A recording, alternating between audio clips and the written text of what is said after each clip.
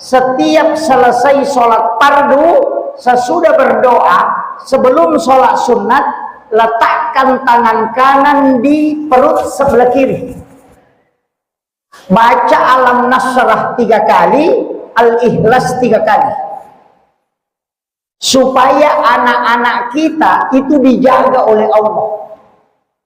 Anak-anak kita tidak melakukan dosa besar, dan semua masalah yang kita hadapi itu dimudahkan oleh Allah. Itu membaca alam nasrah dengan meletakkan tangan kanan di perut sebelah kiri, 3 kali alam nasrah, 3 kali surah al-ikhlas. Kenapa surah al-ikhlas 3 kali? Hatamkan Al-Quran setelah engkau selesai sholat fardu, supaya hidupmu akan berkah dalam perjalanan waktu itu. Ini kalau ini tidak panjang Bu, pendek semua. Kalau ibu tidak hafal, kelewatan betul.